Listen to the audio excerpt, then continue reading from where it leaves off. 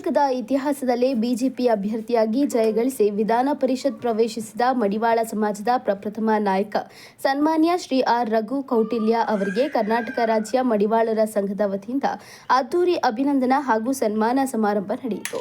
ಈ ಸಂದರ್ಭದಲ್ಲಿ ಮಾತನಾಡಿದ ಶ್ರೀ ಆರ್ ರಘು ಕೌಟಿಲ್ಯ ಅವರು ಜುಲೈ 2ರಂದು ವಿಧಾನ ಪರಿಷತ್ ಸದಸ್ಯರಾಗಿ ಅಧಿಕಾರ ಸ್ವೀಕರಿಸುತ್ತಿದ್ದು, ಸಮಾಜದ ಎಲ್ಲ ವರ್ಗಗಳ ಅಭಿವೃದ್ಧಿ ಹಾಗೂ ಜನಸೇವೆಗೆ ಪ್ರಾಮಾಣಿಕವಾಗಿ ಕಾರ್ಯನಿರ್ವಹಿಸುವ ಸಂಕಲ್ಪ ವ್ಯಕ್ತಪಡಿಸಿದರು. ತಮ್ಮ ಮೇಲೆ ವಿಶ್ವಾಸವಿಟ್ಟು ಬೆಂಬಲಿಸಿದ ಸಮಾಜದ ಮುಖಂಡರು, ಹಿತೈಷಿಗಳು ಹಾಗೂ ಕಾರ್ಯಕರ್ತರಿಗೆ ಕೃತಜ್ಞತೆ ಸಲ್ಲಿಸಿದರು.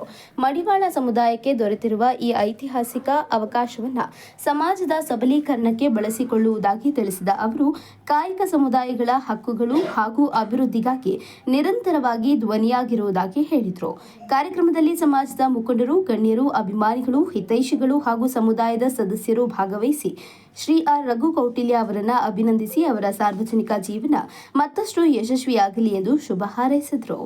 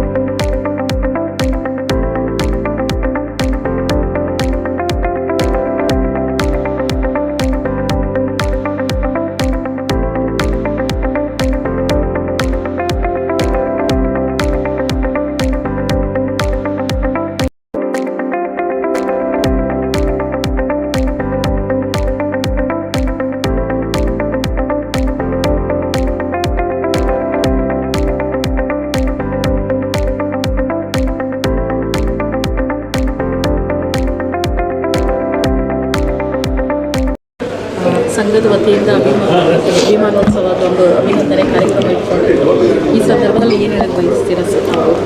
ಕರ್ನಾಟಕ ರಾಜ್ಯ ಮಡಿವಾಳರ ಸಂಘದ ವತಿಯಿಂದ ಇವತ್ತು ನನಗೆ ನಾನು ಸಾಂಕೇತಿಕವಾಗಿ ಕಚೇರಿ ಭೇಟಿ ಮಾಡಬೇಕಾಗಿತ್ತು. ಆದರೆ ಅವರು ಅತ್ಯಂತ ಕಡಿಮೆ ಅವಧಿಯಲ್ಲಿ ಒಂದು ಅಚ್ಚುಕಟ್ಟಾಗಿ ಇಲ್ಲಿ ಅಭಿನಂದನಾ ಸಮಾರಂಭವನ್ನು ಮಾಡಿ ಒಂದು ಗೌರವವನ್ನು ನಮ್ಮ ಅಧ್ಯಕ್ಷರಾದ ನಂಜಪ್ಪನವರ ನೇತೃತ್ವದಲ್ಲಿ ಮಡಿವಾಳ ನಿಗಮದ ಅಧ್ಯಕ್ಷರು ಕೂಡ ಅವರು ಕೊಟ್ಟಿದ್ದಾರೆ. ಸಮಾಜದ ಎಲ್ಲ ಬಂಧುಗಳು ವಿವಿಧ ಕಡೆಗಳಿಂದ, ವಿವಿಧ ಮಡಿಕಟ್ಟೆಗಳಿಂದ ಬಂದು ಅತ್ಯಂತ ಪ್ರೀತಿ ತೋರಿಸಿದ್ದಾರೆ.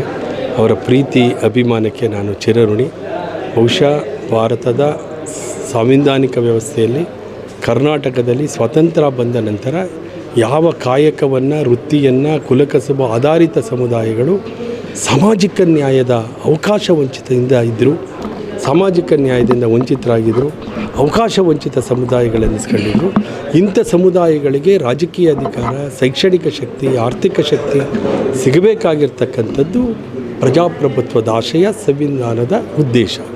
ಬಹುಶಃ ಈ ನಿಟ್ಟಿನಲ್ಲಿ ಹಲವು ವರ್ಷಗಳ ನಂತರ ಕಾಯಕ ಸಮುದಾಯಗಳ ಪರವಾಗಿ ನಿರಂತರವಾಗಿ ದನಿ ಎತ್ತುತ್ತಾ ಬಂದಿರತಕ್ಕಂಥ ನನ್ನನ್ನು, ಕಾಯಕ ಸಮುದಾಯಗಳಲ್ಲಿ ಒಂದಾದಂಥ ಮಡಿವಾಳ ಸಮುದಾಯದಿಂದ ಬಂದಂಥ ನನ್ನನ್ನು ಭಾರತೀಯ ಜನತಾ ಪಾರ್ಟಿಯ ವರಿಷ್ಠರು, ವಿಶೇಷವಾಗಿ ನಮ್ಮ ಪ್ರಧಾನಮಂತ್ರಿಗಳ ಆಶೀರ್ವಾದ, ನಮ್ಮ ರಾಷ್ಟ್ರೀಯ ಅಧ್ಯಕ್ಷರಾದ ನಿತಿನ್ ನಬೀನ್ರವರು, ಸಂತೋಷ್ ಜಿಯವರು, ಇವರೆಲ್ಲರೂ ಕುಳಿತು ನಮ್ಮ ರಾಜ್ಯಾಧ್ಯಕ್ಷರಾದ ವಿಜೇಂದ್ರ ಯಡಿಯೂರಪ್ಪರವರ ನೇತೃತ್ವದ ಕೋರ್ ಕಮಿಟಿ ಮಾಡಿದಂಥ ಶಿಫಾರಸನ್ನು ಮಾನ್ಯ ಮಾಡಿ ನನ್ನನ್ನು ಇವತ್ತು ವಿಧಾನ ಪರಿಷತ್ತಿಗೆ ಶಾಸಕರಿಂದ, ವಿಧಾನಸಭಾ ಸದಸ್ಯರಿಂದ ಚುನಾಯಿತನಾಗಿ ಕಳಿಸಿಕೊಟ್ಟಿದ್ದಾರೆ.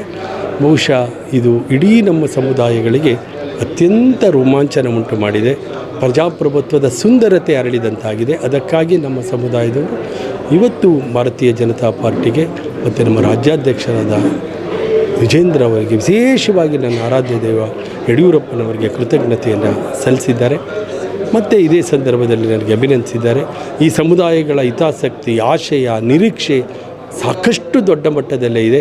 ಈ ಸಮುದಾಯಗಳಿಗೆ ರಾಜಕೀಯವಾಗಿ ಶಕ್ತಿಯನ್ನು ಕೊಡುವುದರ ಜೊತೆಗೆ ಅವರ ಸಾಮಾಜಿಕ ಸುರಕ್ಷತೆಯನ್ನು, ಸಾಮಾಜಿಕ ಭದ್ರತೆಯನ್ನು, ಅವರ ವೃತ್ತಿ ಕೌಶಲ್ಯತೆಗೆ ಬೇಕಾದಂತಹ ನೆರವನ್ನು ಸರ್ಕಾರದೊಂದಿಗೆ ನಿಂತು ಒಂದು ದನಿಯಾಗಿ, ಒಂದು ವೇದಿಕೆಯಾಗಿ, ಒಂದು ಸೇತುವೆಯಾಗಿ ಮಾಡುವಂಥ ಕರ್ತವ್ಯ ನನ್ನದಾಗಿದೆ. ಆ ನಿಟ್ಟಿನಲ್ಲಿ ಈ ಕಾಯಕ ಸಮುದಾಯಗಳೆಲ್ಲದಕ್ಕೂ ನಾನು ದನಿಯಾಗಿ ನಿಲ್ತೇನೆ.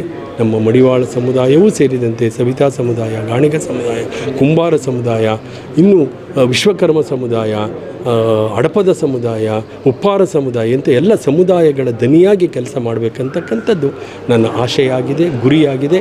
ಈ ನಿಟ್ಟಿನಲ್ಲಿ ನನ್ನ ಪಕ್ಷಕ್ಕೆ ಕೂಡ ಒಂದು ಶಕ್ತಿ ತುಂಬತಕ್ಕಂಥದ್ದು ನನ್ನ ಕರ್ತವ್ಯ ಆಗಿದೆ. ಅದನ್ನು ನಿಭಾಯಿಸ್ತೇನೆ ಅಂತ ಹೇಳ್ತೀನಿ. 8ನೇ ತಾರೀಕು ನಾನು ಶಾಸಕನಾಗಿ ಸ್ಪೀಕರ್ ಅವರು ಬಸವರಾಜ ಹೊರಟ್ಟಿಯವರು ವಿಧಾನಸೌಧದ ಬ್ಯಾಂಕ್ವೆಟ್ ಹಾಲ್ನಲ್ಲಿ ಪ್ರಮಾಣ ವಚನವನ್ನು ಬೋಧಿಸ್ತಾ ಇದ್ದಾರೆ. ಆ ಕಾರ್ಯಕ್ರಮಕ್ಕೆ ನನ್ನೆಲ್ಲ ಬಂಧುಗಳನ್ನು ನಾನು ಆಹ್ವಾನ ಮಾಡಿದ್ದೇನೆ. 2ನೇ ತಾರೀಕು ಬೆಳಗ್ಗೆ 11 ಗಂಟೆಗೆ ನಡೀತಾ ಇದೆ. ಏನು ವಿಧಾನ ಪರಿಷತ್ ಸದಸ್ಯರಾಗಿರೋಂಥರು ನಮ್ಮ ಸಮಾಜಕ್ಕೆ ಒಂದು ಶಕ್ತಿ ಬಂದಿದೆ. ಇನ್ಮೇಲಾದರೂ ನಮ್ಮ ಸಮಾಜದ ಧ್ವನಿ ವಿಧಾನಸೌಧದಲ್ಲಿ ಕೂಗ ಅಂತೂ ಬರುತ್ತೆ ಅನ್ನೋದು ನಮಗೆ ಈಗ ಮನವರಿಕೆ ಆಗಿದೆ. ಮುಂದಿನ ದಿನಗಳಲ್ಲಿ ಅದು ಆಗುತ್ತೆ, ನಮ್ಮ ಸಮಾಜಕ್ಕೆ ಒಳ್ಳೆಯದಾಗುತ್ತೆ ಅಂತ ಆಶಾಭಾವನೆಯ ಮಾಚಿದೇವರು ನಮಗೆ ಕೊಟ್ಟಿದ್ದಾನೆ. ಆ ಮಾಚಿದೇವರ ಆಶೀರ್ವಾದದಿಂದ ಮುಂದಿನ ದಿನಗಳಲ್ಲಿ ಮಾನ್ಯ ರಘುವರವರನ್ನು ಮಂತ್ರಿ ಸ್ಥಾನದಲ್ಲಿ ನೋಡಬೇಕು ಅನ್ನೋ ನಮ್ಮ ಆಸೆ ಇದೆ. ಅದೂ ಆಗುತ್ತೆ ಅಂತ ನನ್ನ ಭರವಸೆ.